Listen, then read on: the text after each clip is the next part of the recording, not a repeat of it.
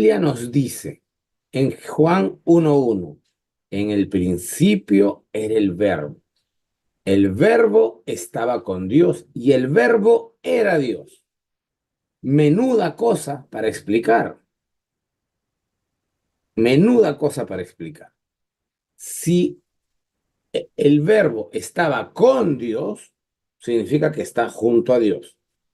Pero luego te dice, el verbo era Dios. Ah, caray, dices tú, o está junto a mí o soy yo.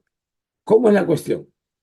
Es una cuestión que no es, no es de fácil comprensión ni digestión.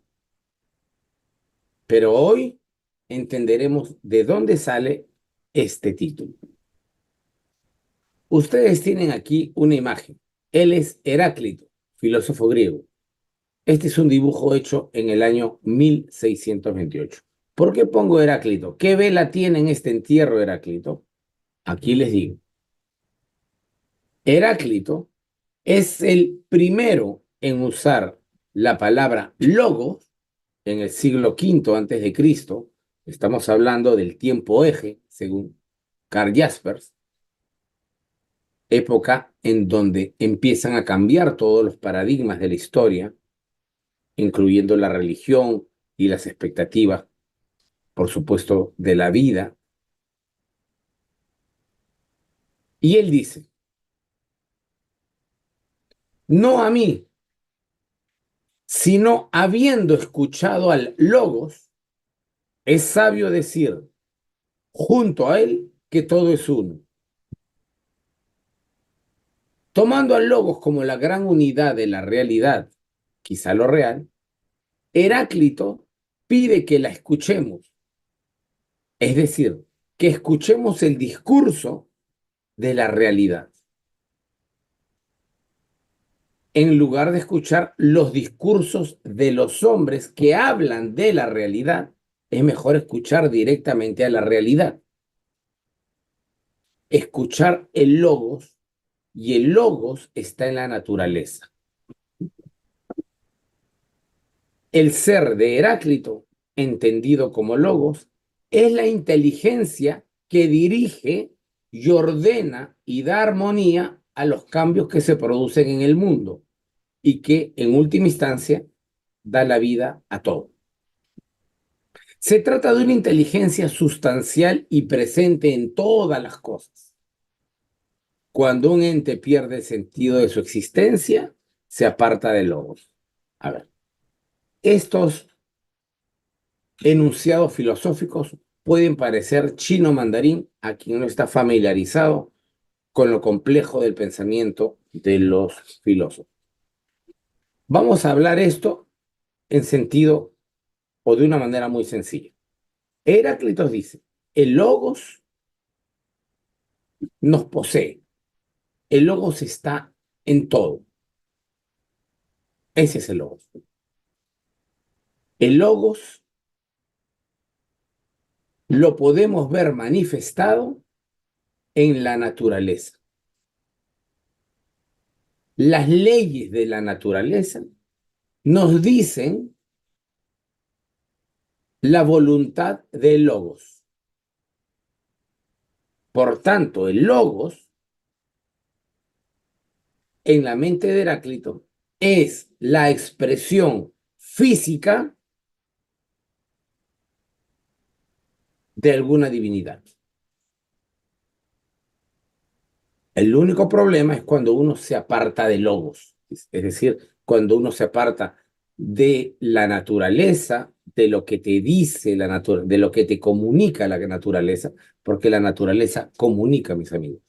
No voy a entrar a este tipo de detalles porque me van a tirar de loco, pero la naturaleza comunica, la naturaleza avisa. Muchos de los desastres naturales que tenemos son porque el mundo y la naturaleza lo resienten. Abrimos fábricas con grandes chimeneas que expelen humo al cielo. Tenemos acueductos o oleoductos que contaminan los mares subterráneos. Matamos animales a discreción por puro gusto, no por alimentarnos. Matamos a los tiburones y estamos a punto de extinguirlo por la aleta de tiburón. Aniquilamos a los elefantes por su marfil. Matamos a las focas bebés de color blanco de una manera espantosa porque hay mujeres adineradas que quieren tener su estola de bebé foca. Eso es lastimar a la naturaleza y la naturaleza no se queda con las manos cruzadas. La naturaleza te va a devolver volcanes, terremotos, incendios que no se van a apagar, pero la naturaleza responde.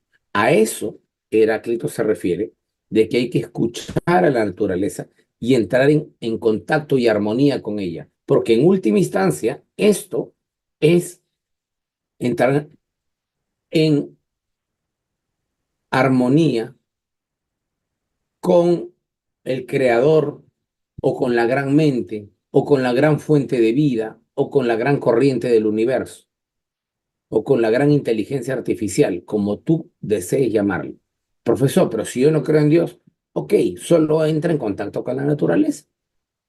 Ese es el punto de vista de Heráclito. Ahora, esto es interesante porque Heráclito, griego del siglo V antes de nuestra era, dice que todo esto, este logos, proviene de la palabra de Dios, porque Dios la hizo. Él cree en Dios, pues si tú o yo no creemos en Dios, vamos a dejar nuestro punto de vista aparte. Vamos a hablar del caballero escriba. Ok, ahora vamos un paso más allá todavía. Entonces, profesor, el logos de Heráclitos es el que le da al Nuevo Testamento su naturaleza de logos en Juan. Yo no diría eso. Yo diría que contribuye, pero que la forma final no se la da esta. Continuemos.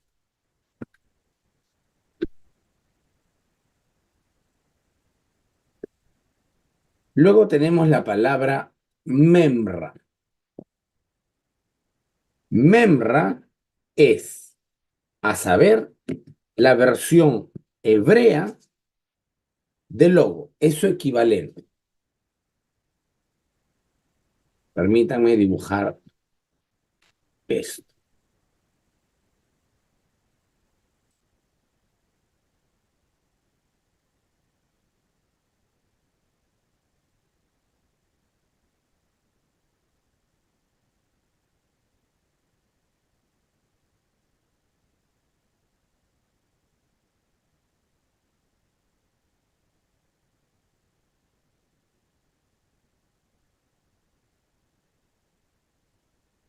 La palabra memra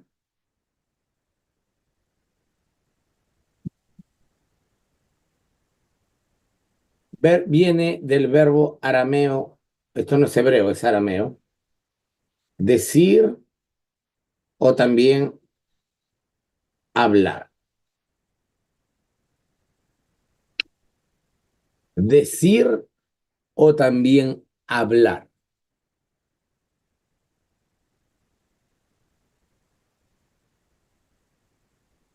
Entonces, el memra es el acto en el que Dios habla, el dicho,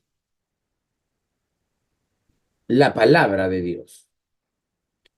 ¿Y qué es el memra, profesor? El memra entra como concepto a la Biblia hebrea en el siglo V antes de nuestra era. ¿Acaso el siglo V no es donde escribe Heráclito? Sí. Y el siglo V es donde esta palabra también está presente en la Biblia, en las traducciones de la Biblia hebrea por los judíos. ¿Quién copió a quién, profesor? No es posible determinarlo. La palabra memra en el sentido del discurso creativo o directivo de Dios que manifiesta su poder en el mundo de la materia o la mente. En otras palabras, la palabra memra es aquella que crea y que manifiesta su poder en el mundo de la materia. Es un término utilizado especialmente en el Targum. El Targum es una palabra aramea que significa traducción. ¿Y qué traducen? Traducen la Biblia hebrea. El Targum traduce la Biblia hebrea al arameo vulgar de la época. ¿Por qué? Porque la mayoría de personas que han retornado del exilio de Persia no conocen hebreo. Entonces, cuando le lees en hebreo, no entienden ni una patata. Por tanto, hay que hacer una traducción al lenguaje vulgar o común del pueblo para que ellos puedan entender. En esa traducción al arameo es donde, en el siglo V, antes de nuestra era, es donde se hace un cambio importantísimo en el paradigma religioso de la época o teológico. En ese momento se deja de utilizar la palabra Yahvé o la palabra Elohim, Dios, y se coloca la palabra Memra. Entonces Yahvé llamó a Moisés, dice la Biblia hebrea. El Targum dice, entonces el Memra llamó a Moisés. De ese modo, ellos evitan profanar y utilizar el nombre de Yahvé en vano. Y segundo, intentan dar una explicación diciendo que todo lo que pasa en este mundo es producto de la boca y el aliento de Yahvé. Es en este momento de la historia de Israel donde se crea el Génesis 1 y Dios empieza a crear con su palabra, porque su palabra, su memra, se vuelve creativo. Antes de esto, no está presente el concepto de que Yahvé crea con la palabra. Continuamos.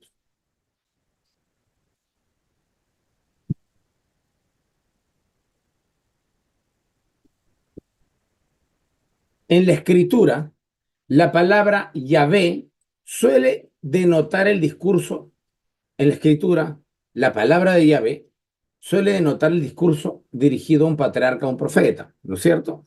Ahí hay algunas citas que decidí no ponerlas para no dilatar. Génesis 15:1. Entonces la palabra de Yahvé llegó a Abraham. Pero con frecuencia también denota la palabra creativa. Por ejemplo, por la palabra de Yahvé fueron hechos los cielos. Miren aquí abajo. Miren este verso que yo he puesto en amarillo. ¿Qué dice ahí? Por la palabra de Yahvé fueron hechos los cielos. Es decir, la palabra de Yahvé no es simplemente, trataré de dar una explicación un tanto de física, la palabra de Yahvé no es solamente energía haciendo que vibren los átomos del aire para generar ruido. No, no es mera palabra. La palabra de Yahvé tiene el poder de crear abará que adabar. ¿Escucharon esa frase? Abracadabra. Bueno, esa frase se origina aquí. La palabra abracadabra o la frase abracadabra se origina aquí. Porque en hebreo se dice abará que adabar. Abará que adabar. No abracadabra. Abracadabra es Hollywood y mal pronunciado. Abará que adabar, que significa hablarás, perdón, crearás conforme lo que hables. ¿Quién es el que creará conforme a lo que hable? Yahvé. Yahvé va a crear los cielos, abará, él creará, entonces hablará. Y recuerden, en bará está el verbo bará, de crear, que se le aplica solo a la divinidad. Abará que adabar. Entonces, por la palabra de Yahvé fueron hechos los cielos y todo lo que hay en ellos por el aliento de su boca. Siguiente texto. Todo esto está en Salmos 33. Porque él dijo y fue hecho. Él mandó y existió. Miren lo contundente de la frase. Miren la potencia de la frase. Yahvé dijo y fue hecho. Yahvé mandó y existió. En ese sentido, se dice, para siempre, oh Señor, tu palabra está establecida en el cielo. Por eso dice Isaías, la palabra de Hashem permanece para siempre.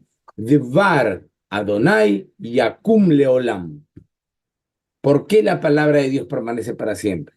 No es como la palabra del ser humano, que ahora estoy y mañana no. No, la palabra de Él permanece para siempre. Lo que Él dice, Él lo crea. Habiendo dicho esto, voy a ponerles dos ejemplos del Targum. En el Targum, insisto, traducción del hebreo al arameo vulgar, el Memra figura constantemente como la manifestación del poder divino o como el mensajero de Dios en lugar de Dios mismo. Miren cómo va cambiando. El Memra es la manifestación del poder divino y como tal es el mensajero de Dios e incluso Dios mismo. Su palabra, su verbo, se convierte en el mismísimo Dios. Por ejemplo, la Biblia dice, no has creído en Yahvé. ¿En quién no he creído? En Yahvé. Yahvé es Dios. ¿Qué dice el Targum? No has creído en la palabra de Yahvé. Entonces, en el siglo V antes de nuestra era, los sabios judíos enseñan que la palabra de Yahvé es igual al mismo Yahvé. Que la palabra puede crear porque Yahvé puede crear. La palabra es algo, la palabra de Yahvé es como una extensión de Yahvé. Y por tanto es el mismo Yahvé. Lean nuevamente el primer texto. Mientras la Biblia hebrea dice, no has creído en Yahvé. Yahvé es una persona. El Targum dice, no has creído en la palabra de Yahvé. ¿Qué significa esto? Significa que ellos están diciendo que la palabra de Yahvé es el mismísimo Yahvé. Siguiente. Siguiente ejemplo. Dice, yo exigiré venganza de él. Traducción al Targum, mi palabra se vengará. Es decir, mientras en la Biblia dice, yo, Yahvé, me vengaré de él, el Targum dice, mi palabra se vengará de él. Nuevamente, aquí estamos frente a un fenómeno extraordinariamente raro y extraño, en donde ellos le asignan a la palabra, hola, hola, hola, a la palabra, le asignan vida propia, le asignan voluntad propia y, peor aún, le asignan poderes creativos a la palabra. Pero todo eso en función a que esa palabra no viene de cualquiera, viene de Yahvé. Entonces, Yahvé se proyecta a sí mismo afuera de él. Entiendan, ¿eh? Porque este es el origen de la Trinidad y este es el origen de Jesús. Ellos, 5 siglos antes de Jesús, están diciendo que Yahvé puede proyectarse él mismo fuera de él mismo, fuera de él. Por eso que su palabra puede crear. Por eso que su palabra puede representarlo a él. Un libro dice, yo me vengaré de aquel. La traducción dice, mi palabra se vengará de aquel. ¿Qué significa eso? Que la palabra actúa como si actuara Dios, pero en el sentido estricto no es Dios. Es complejo, sí, complejo, porque ellos están tratando de formular un nuevo concepto, y este concepto es más complejo que el de Heráclito. El de Heráclito me dice, la naturaleza es la palabra de Dios.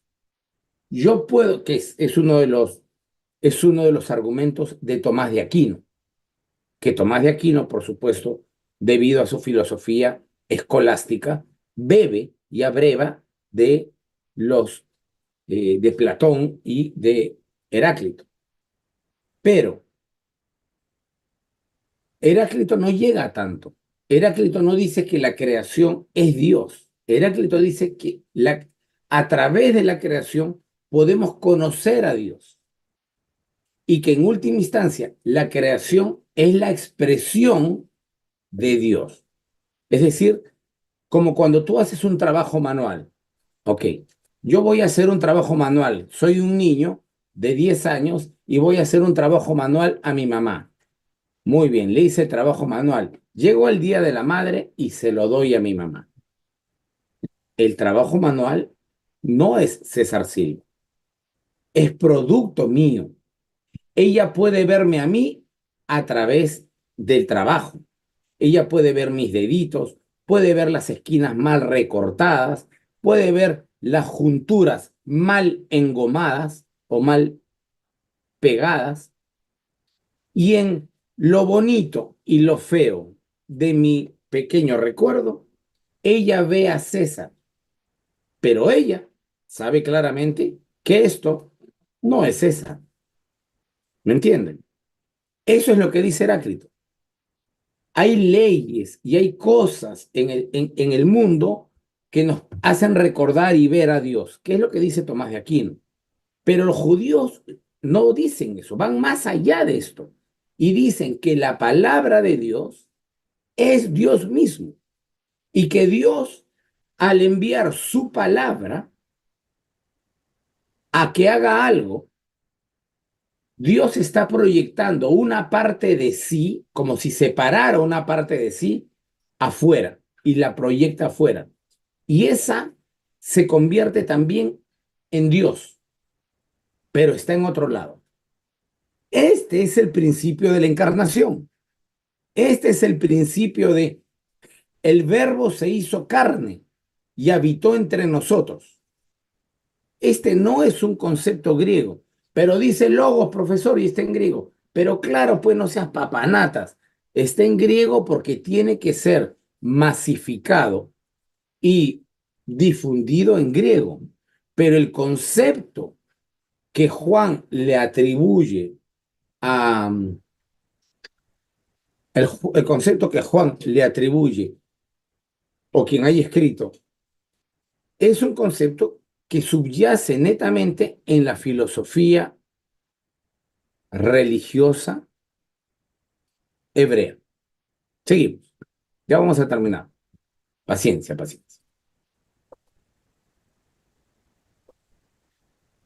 El Memra, en lugar de Yahvé, por ejemplo, es el fuego que consume. Mientras en Deuteronomio dice en la Biblia, yo os consumiré por su pecado, la traducción judía del siglo V dice, mi palabra los consumirá por su pecado. En Éxodo ya no dice, ordenaré que está allí, dice, ordenaré a mi palabra, a mi memra, que esté allí. Éxodo dice, te cubriré con mi memra. No dice, yo te cubriré con mi mano. Éxodo 33, ¿recuerdan el episodio donde Dios le dice, Moisés, quieres verme pasar? Porque Moisés le dice, quiero verte pasar, Señor, con tu gloria. y Dios le dice, muy bien, tú escóndete allí en una peña que yo te cubriré con mi mano. El Targum dice, mi memra te cubrirá con su mano. Finalmente, Levítico 24 dice, en lugar de mi alma, dice, en vez de decir mi alma te rechazará, dice mi memra te rechazará.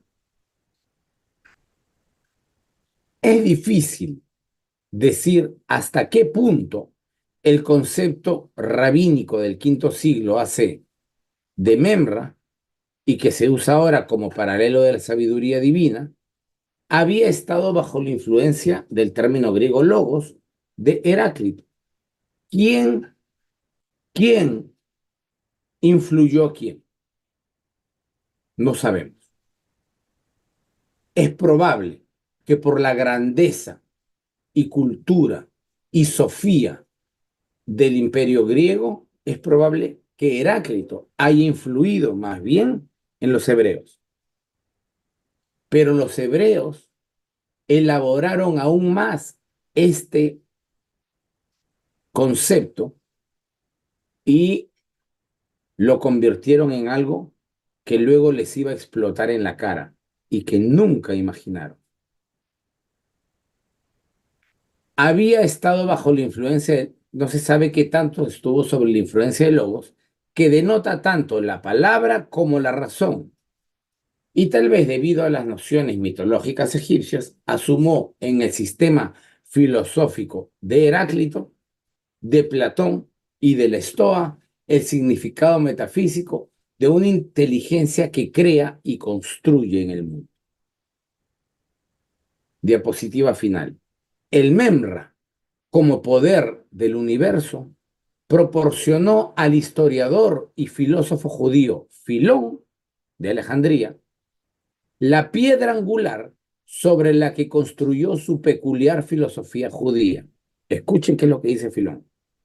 Filón dice que el pensamiento divino, lo que está aquí, es la imagen de Dios y es el hijo primogénito de Dios,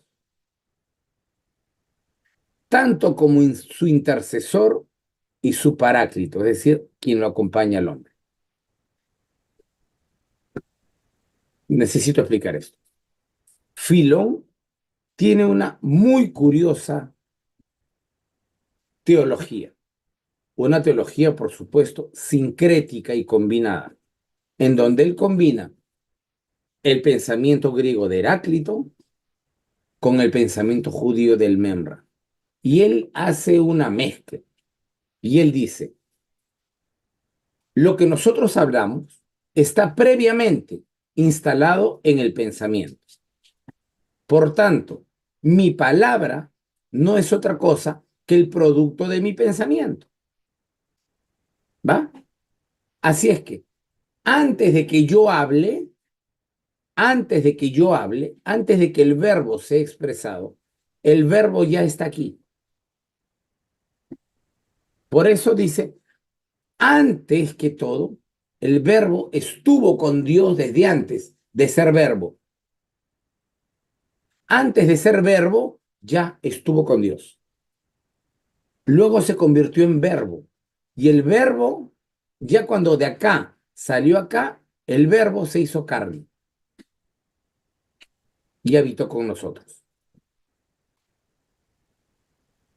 Esto que, y a esto le llama como está en sus pensamientos. Y es la fuerza vital de la palabra, una fuerza vital que crea vida. Esto es comparable, dice Filón, a el primer hijo de un hombre, en donde el primogénito es la representación y anexo del padre y es la fuerza vital del padre. Es la fuerza vital del padre. El padre se proyecta en el mundo a través de su primer hijo. toda la fuerza vital, todo su vigor va en su hijo. Pero su hijo nunca existió, sí existió en los lomos de su padre, o como decimos hoy, en los testículos de su padre, o en su ADN. Eso es lo que trata de decir Filón. Filón no está hablando de cristianos ni nada, por si acaso. Pero esa idea fue una bomba revolucionaria para los cristianos, porque los cristianos la tomaron y se la aplicaron a Jesús. Y dijeron que Jesús es aquel logos del cual hablaba Heráclito y aquel memra del cual hablaban los targumes y los antiguos maestros judíos. ¿Por qué invocan esto desde el principio? Porque lo que intentan hacer en el Evangelio de Juan al principio es dejar perfectamente claro, a priori, antes de empezar a leer, que de esto que van a hablar ya lo han hablado antes, griegos y hebreos. Su palabra, los dos dijeron que su palabra se puede hacer física. Uno de ellos en particular dice que su palabra se hace carne. El otro dice que su palabra no empieza siendo palabra, empieza siendo pensamiento. Antes del verbo ya está aquí y habita con Dios porque habita en su mente. Y luego se hace verbo y el verbo, como es divino, se hace carne. Entonces los cristianos dicen, bingo, aquí está la explicación de Jesús. Voy a regresar ahora a la primera diapositiva. Voy a regresar ahora a la primera diapositiva. Bien, dice aquí. Un epíteto es un adjetivo que expresa una cualidad del sustantivo al cual está asociado. Ok, el epíteto, logos, palabra, palabra creada, pero que proviene del Padre, proviene de Dios y es una sola con Dios. Se emplea para caracterizar a alguien, subrayando sus características. ¿Por qué le ponen a Jesús el epíteto logos en el principio del Evangelio? O utilizan varias veces por ahí palabra, porque para los cristianos, sobre todo para los no judíos ortodoxos, sino para los extranjeros, era muy fácil de entender. Ya nuestros maestros anteriores nos dijeron que el Memra es Dios proyectado fuera de sí mismo en el ambiente natural que se puede hacer carne. Pero sigue siendo Dios mismo. Entonces ellos, no culpemos nosotros a los cristianos que se inventaron esto. Esto en realidad se lo inventan los judíos. Luego los judíos dejan de usar esto, el Memra, porque se dan cuenta que los cristianos están usando lo que ellos formularon, sus propios argumentos para decirle, pero todo lo que yo digo de Jesús, que es Dios, que proviene de Dios y que es carne y que estuvo antes que todo, estuvo con Dios, todo esto lo dijiste tú, hermano judío. No lo inventé yo, lo dijiste tú. Entonces, a partir del tercer siglo, los judíos abandonan el Memra y lo utilizan selectivamente, porque al fin y al cabo, su oponente ideológico, que son los cristianos, utilizaron su propio argumento de los judíos para organizar su teología y para darle fuerza a su fe. Así es que espero que les haya gustado y espero que sobre todo hayan aprendido acerca de esto. Profesor, de repente el profesor Piñero no está de acuerdo, o Ariel Álvarez, o Barerman no está de acuerdo, pues no me importa. No me importa que estén o no estén de acuerdo, y lo digo con todo respeto. No tengo yo por qué ser un eco repetitivo de ellos, ni ellos tienen por qué estar de acuerdo conmigo. Y por último, ellos no tienen por qué aprobar lo que yo digo, ni yo lo que ellos dicen. Yo tengo estudios que ellos no tienen y ellos estudios que yo no tengo. Y si no estamos de acuerdo, pues bien, bienvenida sea la diferencia, mientras aquella diferencia sea tratada con respeto, mientras se discutan los argumentos propiamente dicho y no las ofensas ad hominem. Y eso es la ciencia. La ciencia encuentra la luz en base a la discusión informada y respetuosa de las personas que investigan.